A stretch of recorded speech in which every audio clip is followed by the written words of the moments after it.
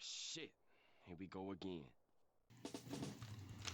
Friends, family, and countrymen, lend me your ears.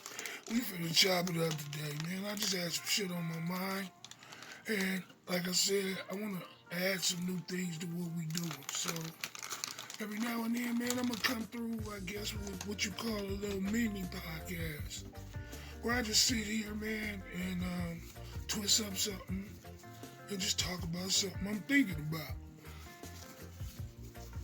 It ain't nothing special. I ain't, the Nostradamus and no shit like that. But I think I got a little insight into the game. You know what I'm saying? Today I want to talk about reasons and excuses. Especially when it comes to the inner city urban black dude.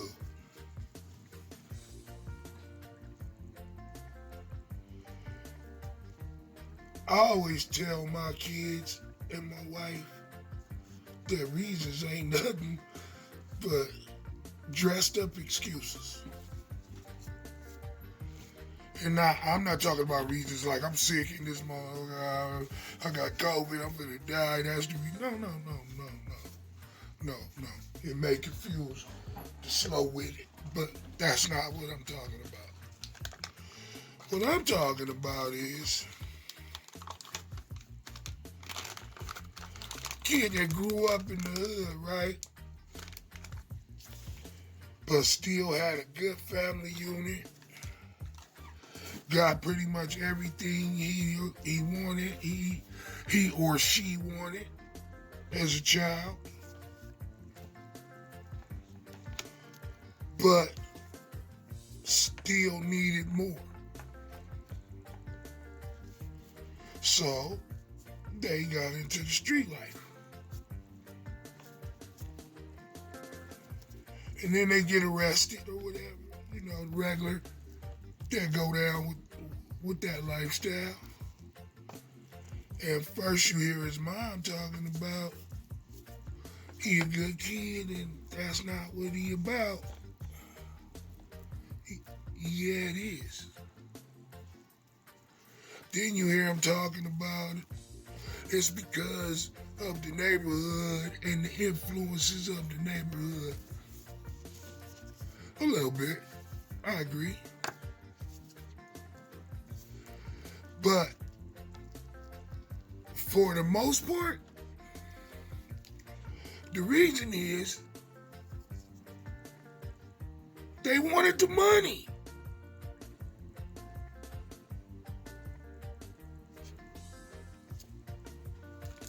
They wanted the money, they wanted the cars, they wanted the fame.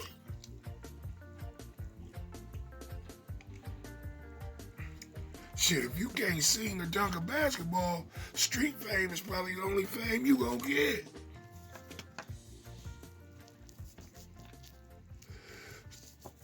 Mac 10 said it in a song, man.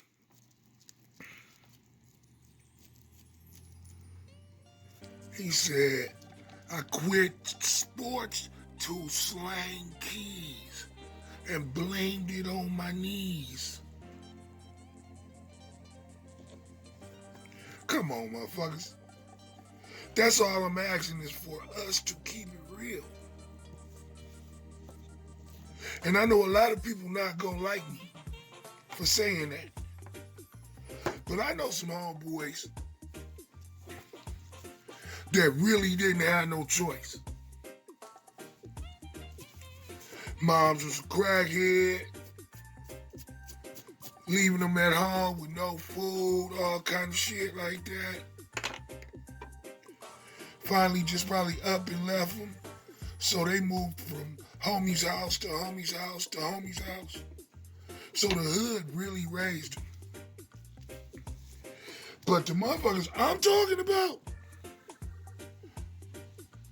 had a bedtime.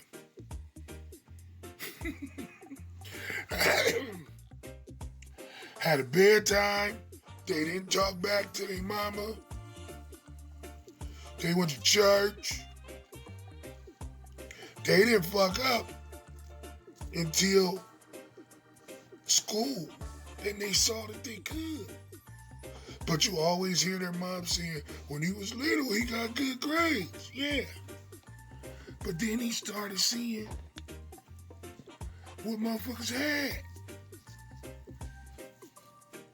And he wanted that. Look at the movies, man. Everybody's trying to escape. I get it.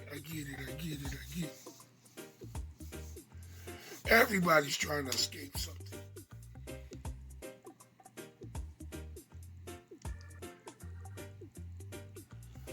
But don't take an excuse.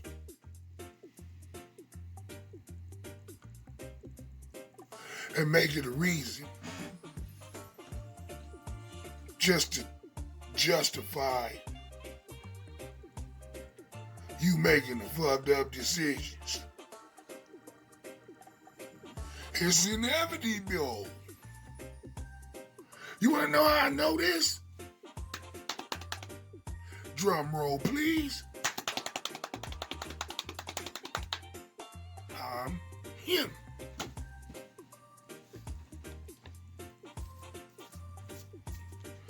When I was in prison, y'all, I knew instantaneously I was not supposed to be there. And no disrespect to anybody that's been to prison, but I was a fucking nerd, man. I just happened to be really big. I was a whole lot of things before I was a gangster. I was the little nigga that went to church with my grandmother every Sunday. I used to carry the pastor's briefcase to the fucking pulpit with the whole little suit on. And no, he didn't touch me. Motherfucker. No. And, you know, I would go outside and kick it, and I knew everybody, but my mom bought me every video game system. So I didn't have to go outside like that. And then she kept me busy.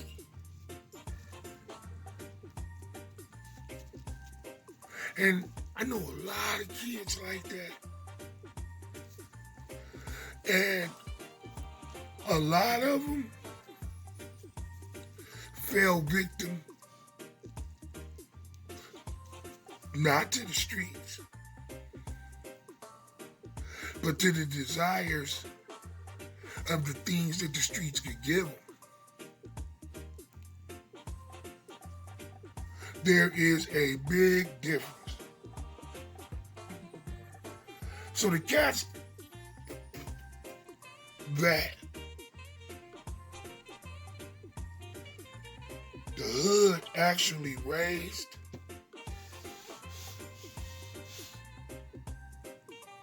I understand them.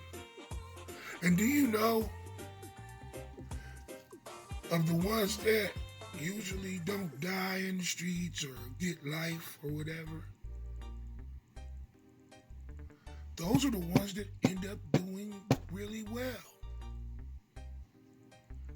I got homies like that that own trucking companies and shit like that because they appreciated everything they learned.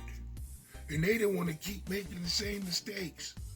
And when they saw, wait a minute, playing basketball or rapping ain't the only way out. But they've been telling me this. Well, I bet they get mad at first. Because I know I do. I get mad. But I was lucky. I had a great family. My dad wasn't around much, but my grandmother and my mom. I had a wonderful childhood. I grew up on 11th Avenue between 67th and 71st. One block east of Crenshaw. I lived there from the day I came home from Morningside Hospital when my mom had me until I left and went to college at 18. And my mom never stayed there another 10 years. No, wait. Another 15 years after that until my mom's curtains caught on fire and they had to move. So, can't nobody tell me I ain't from my neighborhood.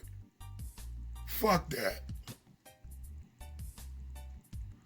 So, when I see these little weirdos and the way they act and all that,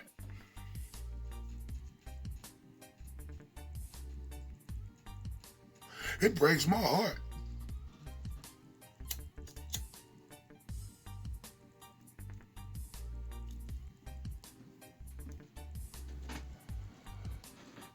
I get how the people in the neighborhood who would keep telling us over and over and over and over and over, you have more options. But the hood and the homies or whatever it's supposed to be, they kept telling you you didn't.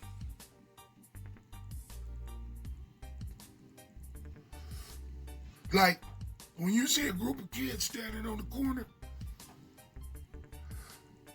they're probably going to become those old men that sit on the corner. And they just surviving the bullshit. That's all. They not living, they surviving. They on the same block that they terrorized as kids. And you know what they sitting there talking about? Trust me, it ain't the stock market. They talking about what they could have been.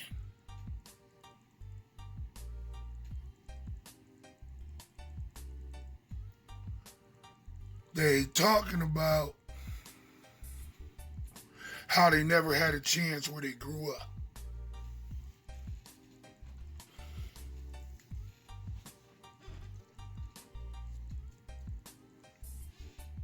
That's what they were doing when they were 15 standing out there.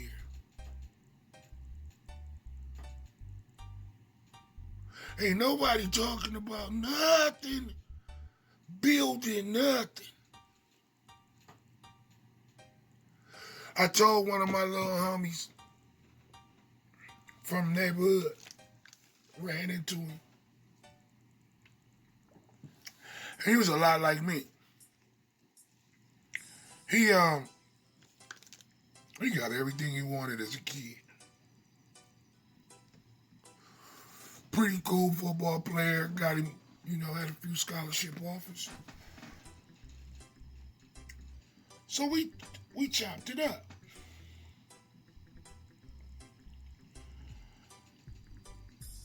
And I asked him, what was he going to school for? And he looked at me and he said, what do you mean?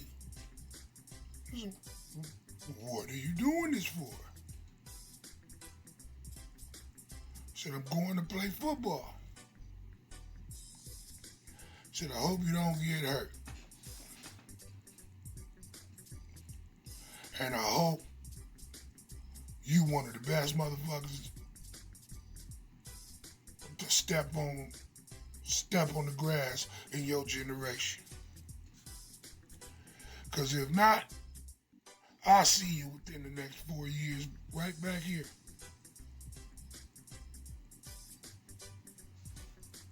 Try to figure it out and reinvent yourself.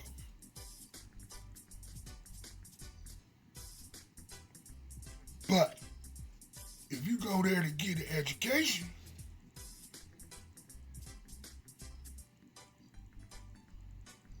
and let football be the vehicle, don't matter if you make the league.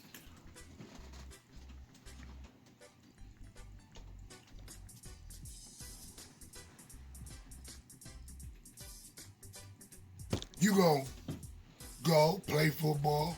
If you don't get drafted, you gonna try. A few teams or whatever. Well, that's cool. But you'll know if you're good enough.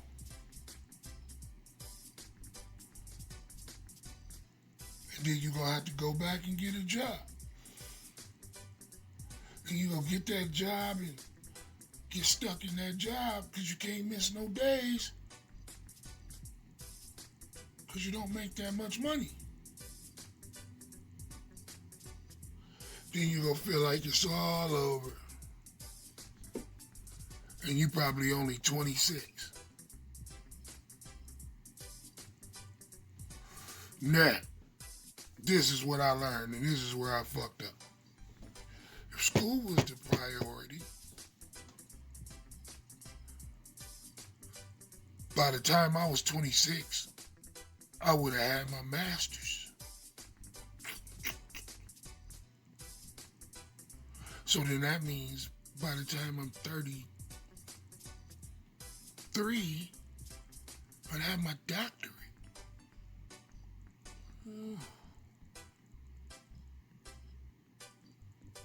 What would you be doing with those other years? And it's not that you can't afford it. Financial aid to pay for it, and if you push long enough and really get to the end where you can make the bread, financial aid won't matter. You can pay your financial aid and some other motherfuckers' financial aid. But we just don't think like that, man. And our homies don't tell us that.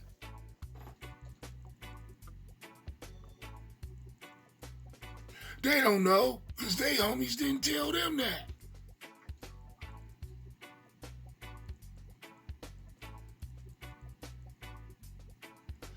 I remember a study, man, I don't know how long ago it was. I heard about it. These motherfuckers said, if you grow up in a home where nobody has a college degree, the likelihood of you not getting one growing up in that house skyrocket expeditionally. Get my motherfucking T.I.O. expeditiously. That's that old little nigga syndrome where they had a big words. Anyway, I still like your music, Dip. But, what was I? And why is that?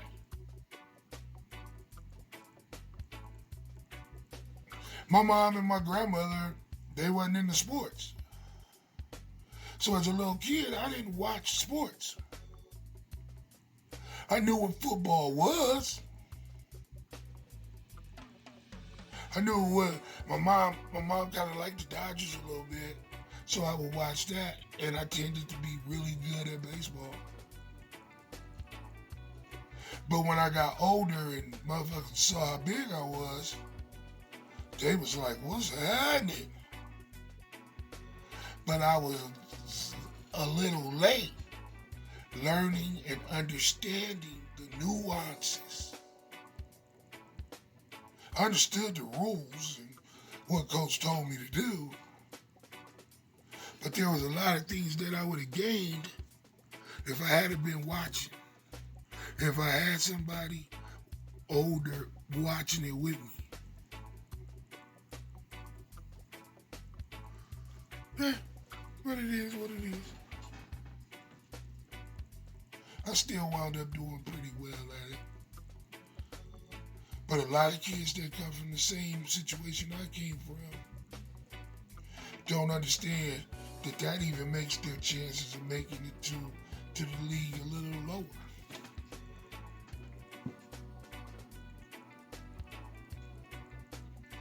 Because kids, I notice boys that are raised by their moms solely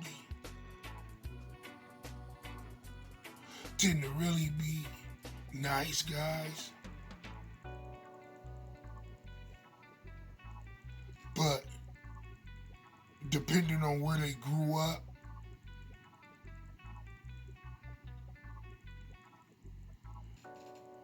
you couldn't really express it. You had to push it down. Because you were walking through that jungle every day.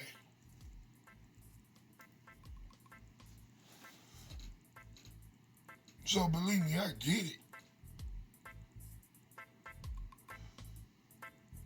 It's easy to get caught up. I'm not saying that. And if you don't live in a neighborhood where that's happening, the chances of you getting caught up are less. I get it. But you go back to the neighborhood and you let that be the reason. No. Your desires became the reason. You didn't have to do it. It wasn't a matter of eating or not eating for you.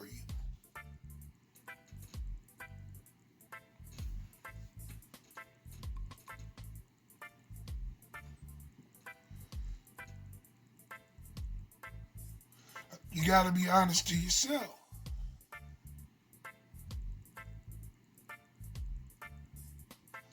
I wanted to be that nigga.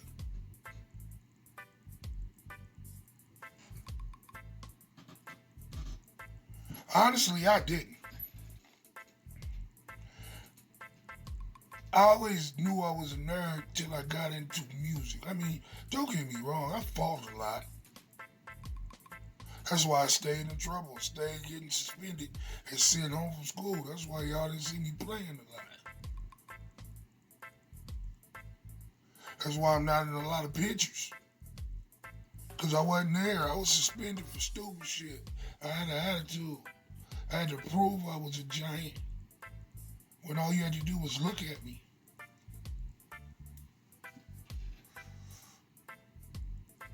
But that's what you learn. And I think I was very emotional like my mom. So I would react kind of female with the logic of a female, but in this body. And he wasn't smushy like this back then. Let me tell you.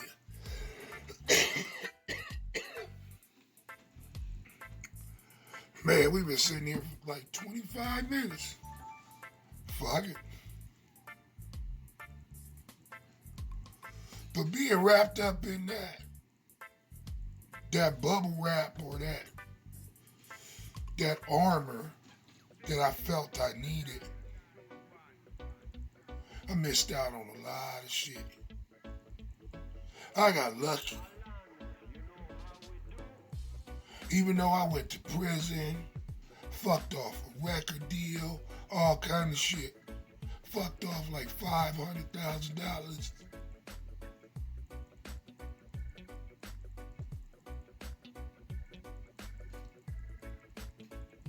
I was always able to land on my feet. And the reason I was able to do so was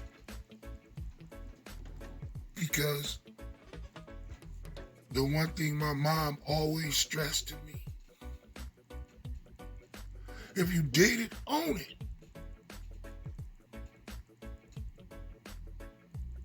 Don't make up reasons to make it sound like it wasn't your fault or make you sound like you. If you did it, you did it.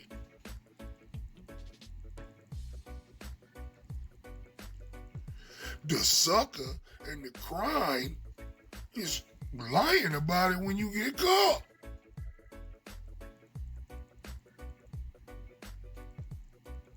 Of course you're going to try to fight the case with your lawyer, keep your mouth shut, and not get on the stand and incriminate yourself and all. Yeah.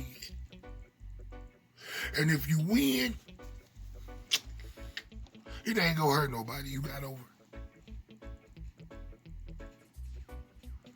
But if you actually did the crime and you lose,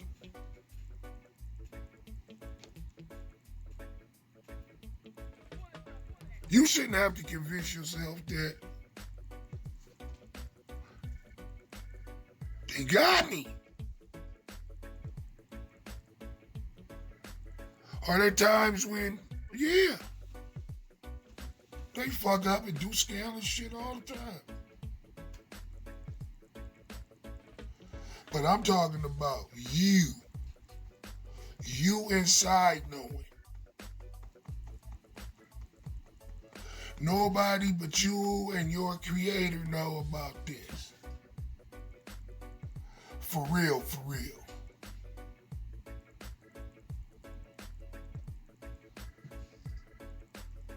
Own it.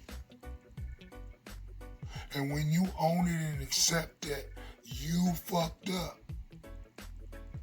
and you look back over how you fucked up and why you fucked up, now it's not a loss.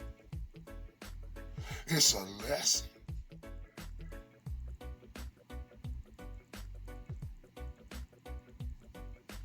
And I say it once, and I'll say it again. If you make every loss a lesson,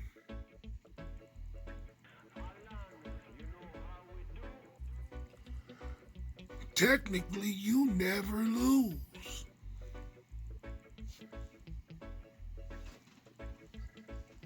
Don't tell nobody, don't tell nobody, dog. Just tell people you love. Technically, my niggas, you never lose.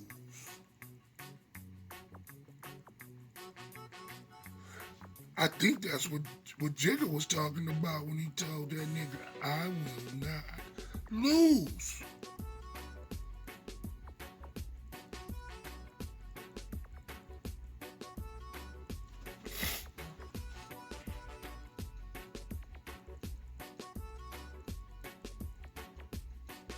Think about it. That's all I do is I break shit down and turn it around and flip it upside down to try to understand it, because I spent my life being very smart but missing a lot. Now I'm 49, I'll be 50 next year. Who knows how long I'm gonna be here?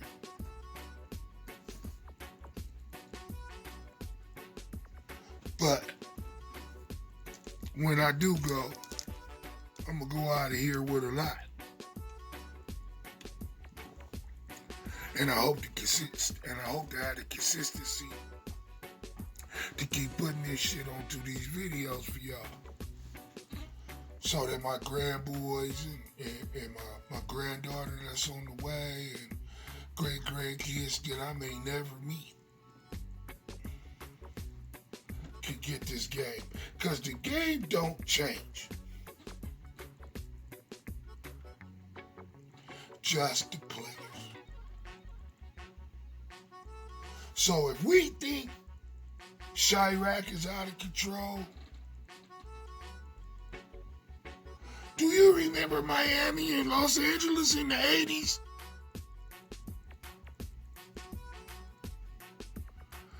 You guys act like we ain't seen this before. We was bad because our dads got caught up in crack and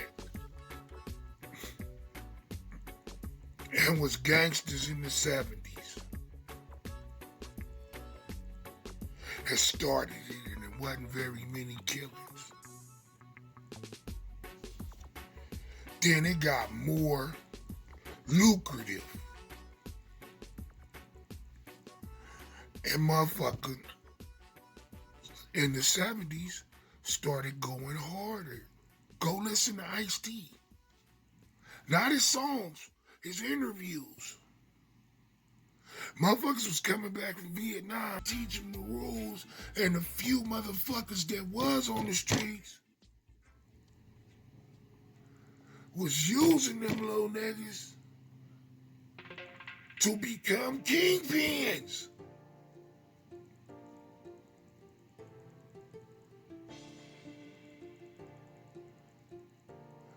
What you think your kids are gonna be doing at 17?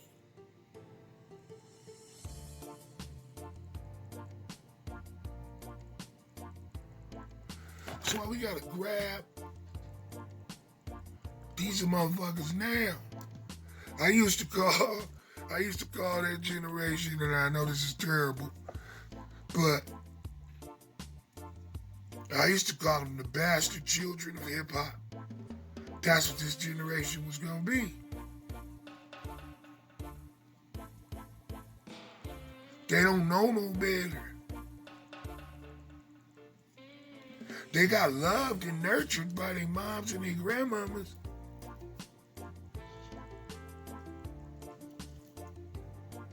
But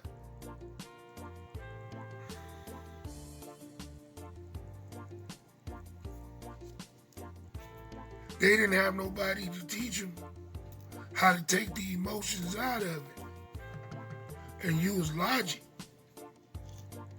and understand time and place, and to always know your audience, who you dealing with, the type of motherfucker you dealing with. That's what you gotta try to read. You gotta know, am I swimming with a dolphin or a shark?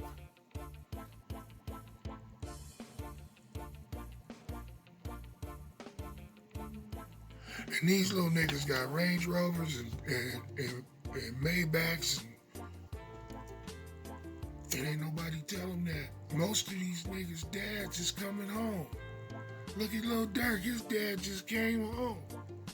I hear these niggas talking about that they meeting their daddies for the first time. And they 16.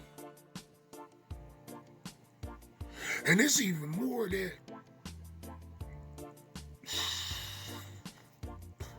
because they was giving niggas football jersey numbers.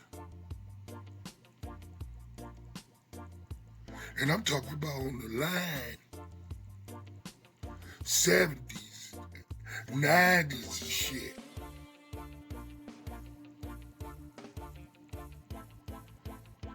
That's the era we came up and left to them. I know I did it to my kids. When I got out, shit just was never the same. It just was never the same. I wasn't with their mamas. So it was almost like I never came home.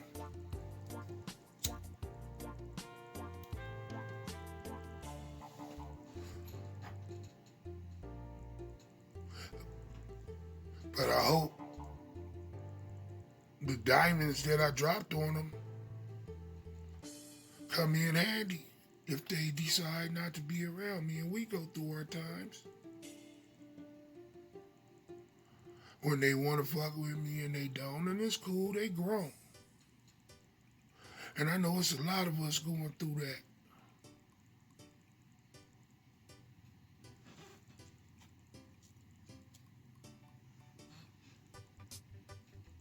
It's a lot of us going through that.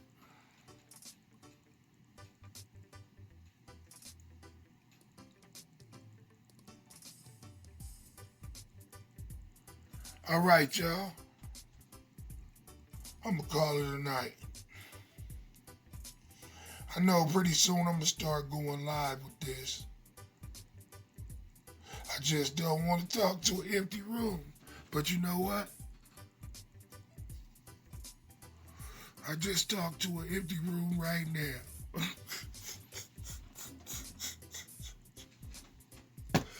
I love all y'all, whoever decide to look at this. And every day and in every way, I'm working to become a better person. And always remember one thing.